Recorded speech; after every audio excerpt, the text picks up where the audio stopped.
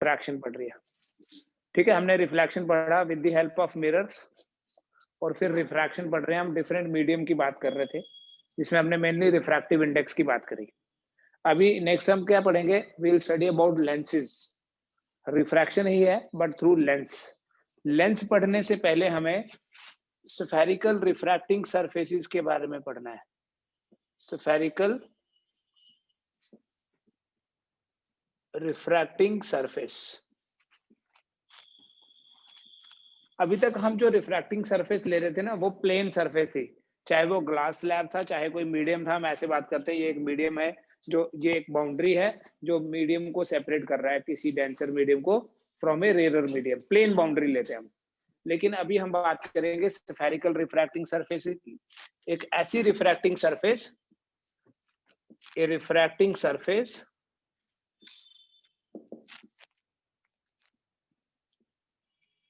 whose one side is curved। एक ऐसी refracting surface जिसकी एक साइड कर्व्ड होती है।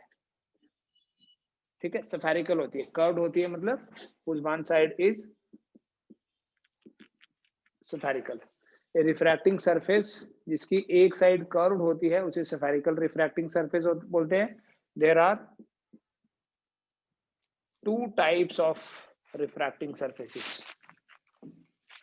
एक को बोलते हैं concave refracting surface,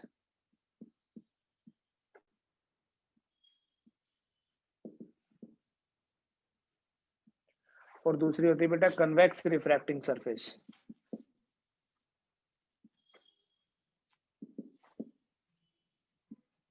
refracting surfaces दो तरह की होती हैं, concave refracting surfaces and convex refracting surfaces.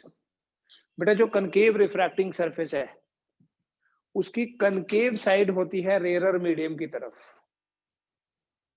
ठीक है, कैसे डिफरेंशिएट करते हैं, एक ऐसी रिफ्रैक्टिंग सरफेस जिसकी concave side is towards the rarer medium, और जो कन्वेक्स रिफ्रैक्टिंग सरफेस है इसकी कन्वेक्स साइड होती है टुवर्ड्स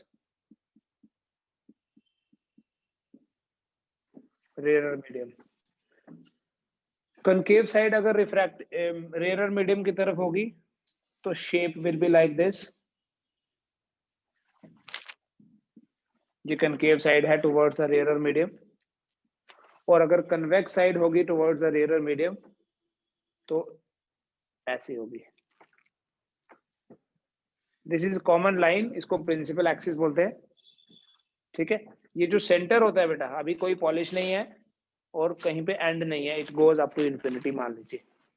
ये जो सेंटर होता है this is called as pole. यहाँ पर ये पोल है।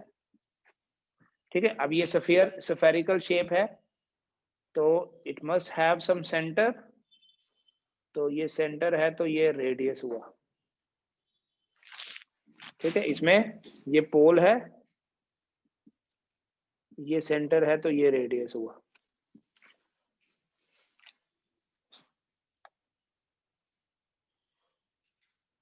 सारे के सारे डिस्टेंसेस हम पोल से लेते हैं। जो मिरर वाली कन्वेंशंस थी ना वो सारी यहाँ एप्लीकेबल है। All distances should be measured from the pole, and जो distances in the direction of light होंगे उनको पॉजिटिव, और जो opposite to the direction of light होंगे उनको हम नेगेटिव कंसीडर करेंगे। ठीक है, distances in the direction of light are considered as positive and opposite to that is negative.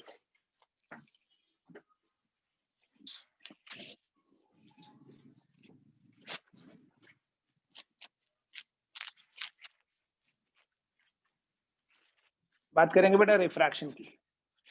Refraction through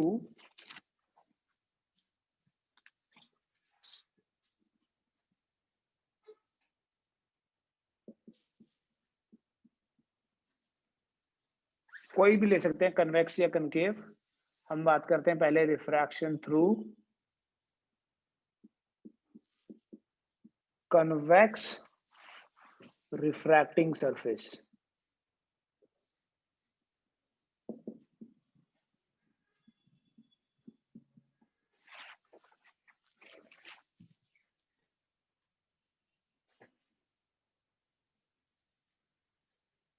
suppose ये एक कन्वेक्स रिफ्रैक्टिंग सरफेस है,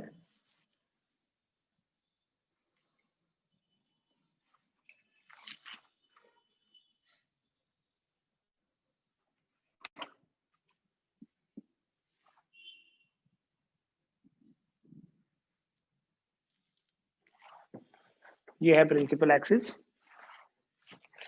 और हम ये एज्यूम कर लेते हैं कि कोई ऑब्जेक्ट यहाँ पर ऐसे पॉइंट ऑब्जेक्ट है कोई हमारे पास ओ, इस ऑब्जेक्ट से कोई रे ऑफ लाइट ऐसे आ रही है, हम यहाँ पर एक नॉर्मल ड्रॉ कर लेंगे।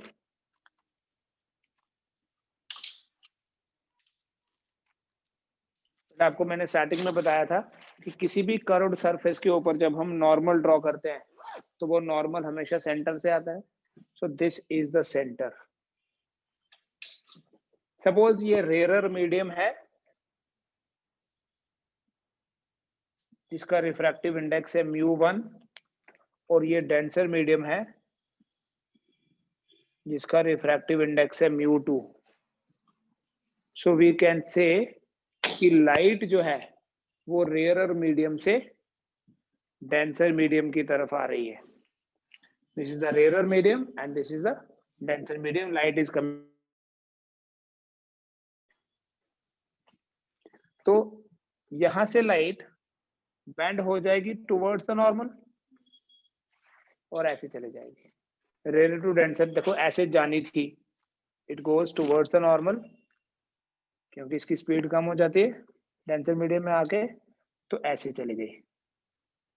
कोई दूसरी रे अगर स्ट्रेट ऐसे आएगी अलोंग द प्रिंसिपल एक्सिस तो ये सीधी चले जाएगी पोल से होते हुए और इस पॉइंट को यहाँ पर मीट करेगी।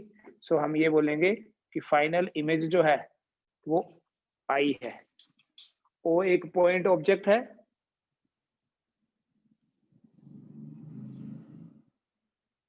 और आई उसकी इमेज है, image formed on the principal axis.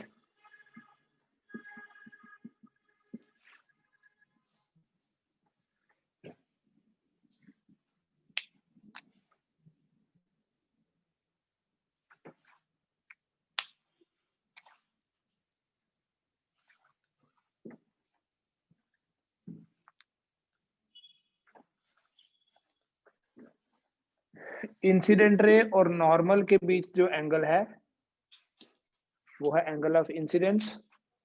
Refracted रे और नॉर्मल के बीच में जो एंगल है बेटा वो है एंगल ऑफ रिफ्रैक्शन। ठीक है, ऐसे एंगल बिटवीन इंसिडेंट रे देखिए कौन सी है, रिफ्रैक्टेड रे देखो कौन सी है, जो एंगल्स होंगे आई और आर।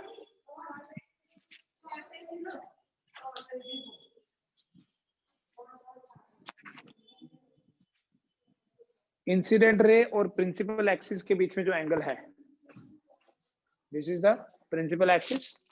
इंसिडेंट रे और प्रिंसिपल एक्सिस के बीच में जो एंगल है बेटा that angle is alpha. Refracted रे और प्रिंसिपल एक्सिस के बीच में जो एंगल होगा वो बीटा। नॉर्मल और प्रिंसिपल एक्सिस के बीच में जो एंगल है उसको हम गामा से रिप्रेजेंट करते हैं। एंड यहाँ ये जो पॉइंट ऑफ इंसिडेंस है, मान लो इस पॉइंट को ए बोल दें और यहां से हम एक नॉर्मल ड्रॉ करते हैं।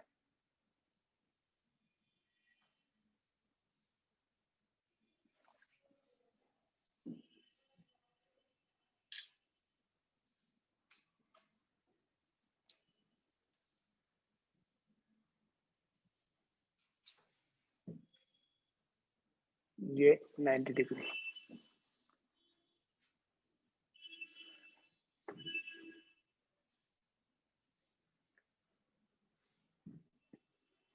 बेटा ये ट्राइंगल ले लेंगे। यहाँ पहले क्या करना, ये चलो ये लिखा हुआ है पहले से, ये आपको पता होना चाहिए। रेयर मीडियम है, इसका रिफ्रैक्टिव इंडेक्स है μ1, ये डेंसर है, इसका रिफ्रैक्टिव इंडेक्स है μ2।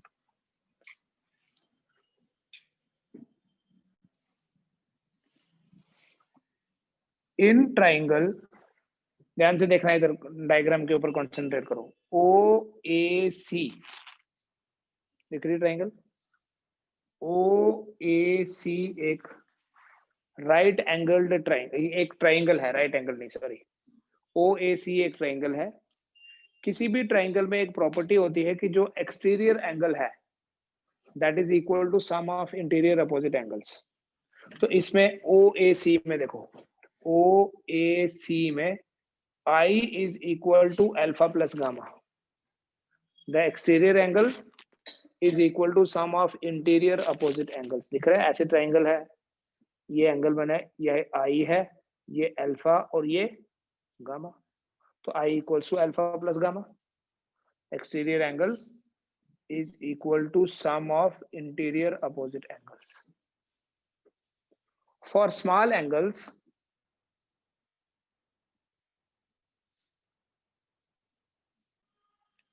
हम लिख सकते हैं अल्फा की जगह tan अल्फा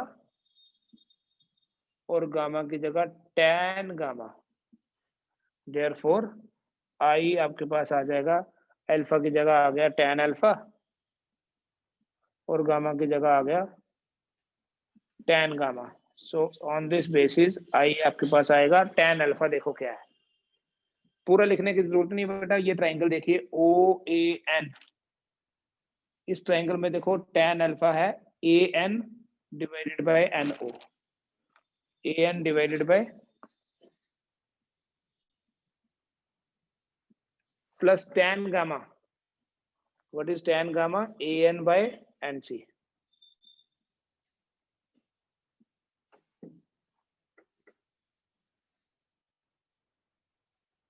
ठीक है, पता चल गया ना, परपेंडिकुलर बाय बेस। जैसे हमने ये वाली ट्राइंगल ली O A C, in the similar way दूसरा एक और ट्राइंगल ले लो, इन ट्राइंगल आई ए सी, दिखाई दे रही है ट्राइंगल आई ए सी। इस ट्राइंगल में हम बोलेंगे gamma equals to R plus beta.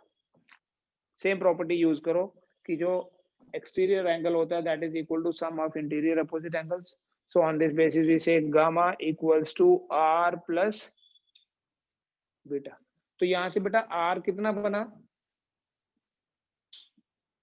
Are equals to gamma minus beta आया, देख लीजिए। So R therefore is equal to gamma कितना है,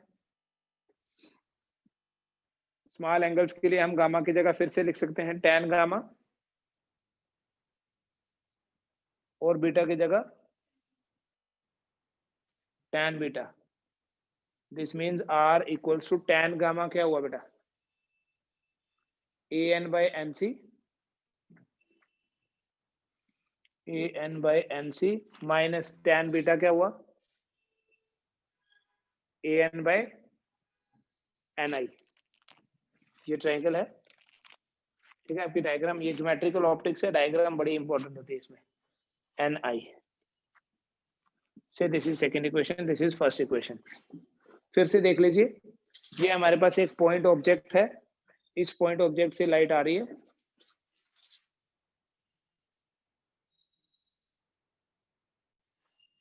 इस पॉइंट ऑब्जेक्ट से जब लाइट आएगी इस पॉइंट ऑफ इंसिडेंस से बेंड हो जाएगी टुवर्ड्स अ नॉर्मल, जो यहां से आएगी वो सीधी हो जाएगी,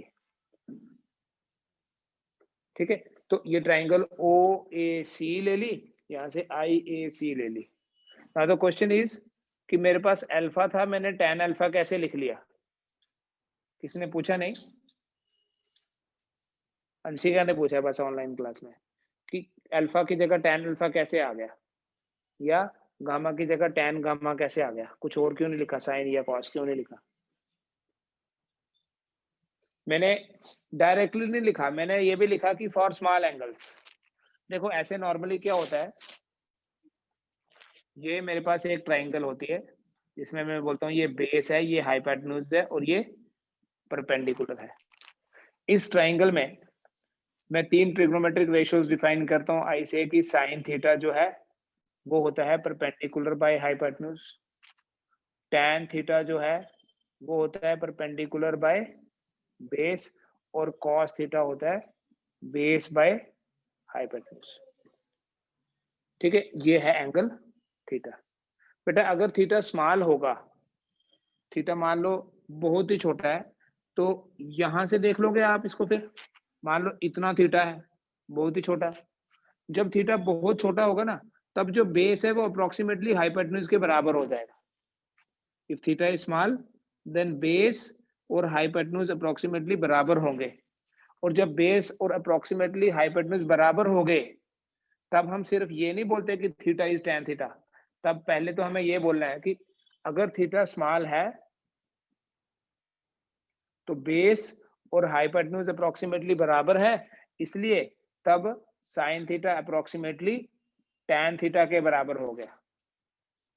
ठीक है, एक डायग्राम से फिर से समझ लीजिए, ये हमारे पास एंगल होता है थीटा, ये जितना छोटा होगा तो ये बेस और हाइपोटेन्यूज तो उतने ही अप्रोक्सीमेटली बराबर होंगे। तो जब बेस और हाइपोटेन्यूज बराबर हो गए तो tan और साइन दोनों बराबर हो गए। एट द सेम टाइम अगर ये परपेंडिकुलर था हमारा, अगर थीटा स्मॉल है तो हम ये भी तो एज्यूम कर सकते हैं कि ये आर्क हो गई और ये रेडियस हो गया। b is equal to H, हमेशा नहीं होता है b equal to H, b h के बराबर तभी होता है अगर थीटा स्मॉल होगा। ठीक है, आपको बताया हुआ है। तो b और h अगर बराबर हो गए तो हम बोलेंगे angle is equal to arc by radius. तो चाहे बोलो p बाय b, चाहे बोलो p बाय h, बात एक ही है।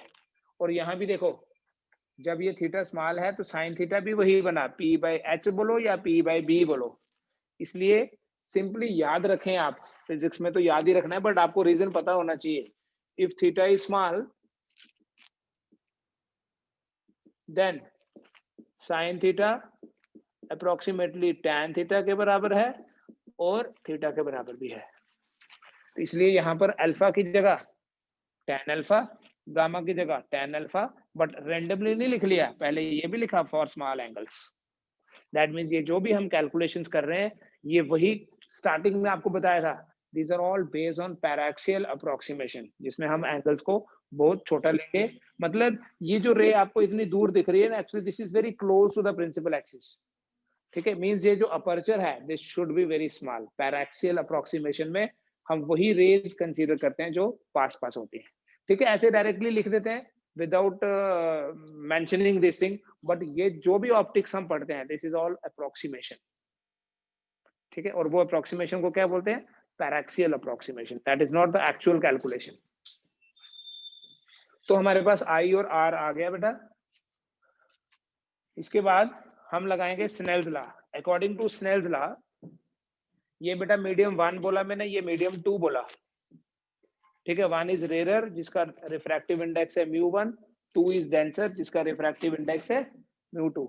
अकॉर्डिंग टू स्नेल्स लॉ,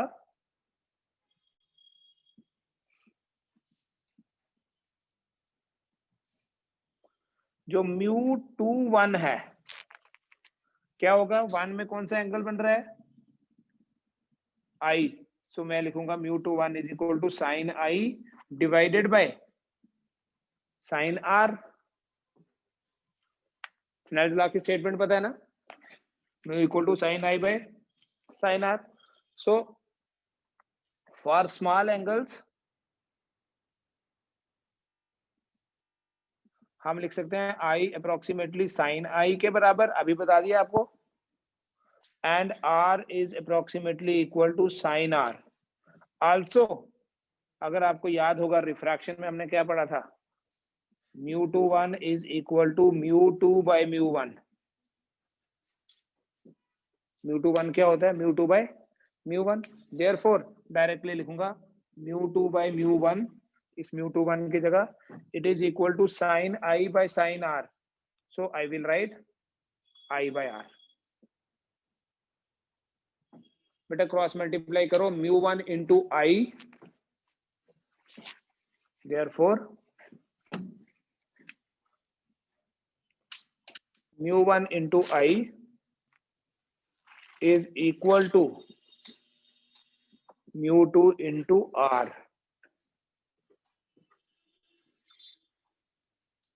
फिर आपने यहां इसमें I और R की वैल्यूज सब्स्टिट्यूट करनी है।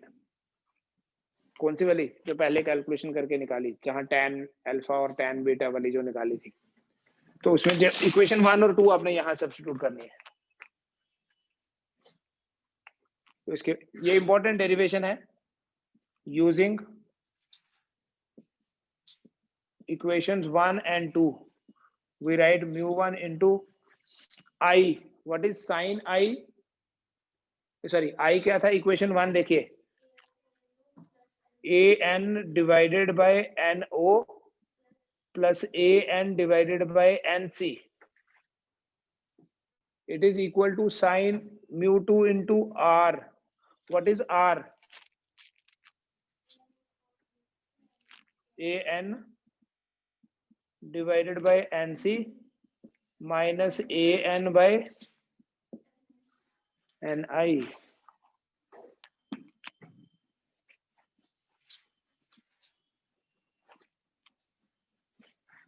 इस इक्वेशन को बेटा आप सॉल्व करना है। एक तो सिंपल यहां पर देखिए, दोनों तरफ से an कॉमन आएगा, दोनों के न्यूमरेटर में an है, कॉमन लेके कैंसिल हो गया, कैंसिल कर लो एक स्टेप। तो आप इसको लिखोगे therefore mu1 into 1 by no plus 1 by nc is equal to mu2 into 1 by nc minus 1 by ni.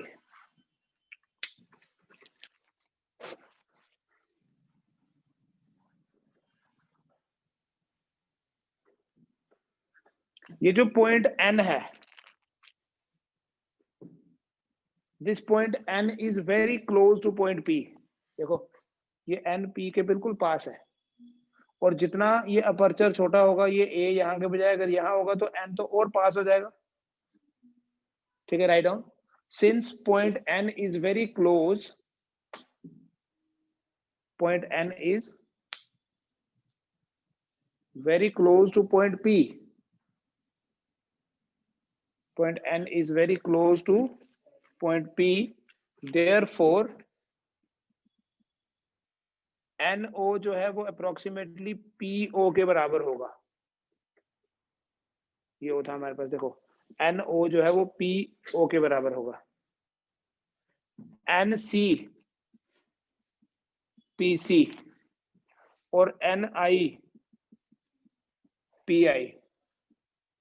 It means that mu1 into 1 by PO plus 1 by NC की जगह क्या लिखूं?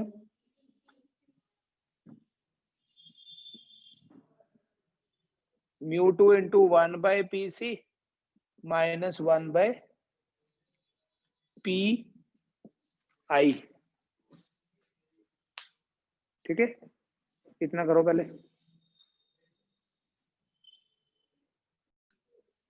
उसके बाद साइन कन्वेंशंस अप्लाई करने हैं। देखो ये पॉइंट P है हमारे पास, मैंने आपको क्या बोला, साइन कन्वेंशंस क्या है? सारे डिस्टेंसेस हमने पोल से लेने हैं।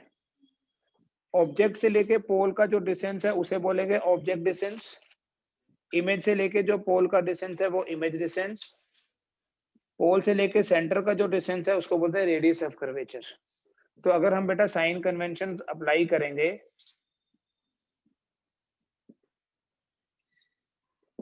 तो हमें ये मिलेगा। देखो PO जो है वो लिखेंगे माइनस U के बराबर। P से लेके O तक माइनस U है, क्योंकि अगेंस्ट लाइट है। PI होगा बेटा प्लस V, PC होगा प्लस R के बराबर। तो ये सब अप्रोक्सीमेशंस अगर हम यहाँ यूज कर लें, therefore mu1 into 1 by PO will be 1 by minus U plus 1 by PC 1 by R आएगा, PC तो R के बराबर है, equal to mu2 into 1 by PC 1 by R आएगा माइनस 1 by V तो पॉजिटिव है, R भी पॉजिटिव है, सिर्फ U ही है जो नेगेटिव है। बेटा इस तरह से x को अगर हम और फर्दर सॉल्व करना चाहें ऐसे लिखते हैं, therefore minus mu1 by U plus mu1 by R equal to μ2/r minus μ2/v।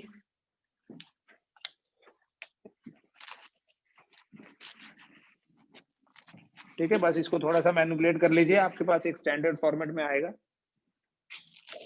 क्या लिखेंगे, इस μ2 को इधर ले आओ, minus μ1/u plus μ2/v equals to μ2/r minus μ1/r। तो बेटा ये आपके पास फाइनल फॉर्मूला है, इसको आप देख के आ जाइए आज घर से।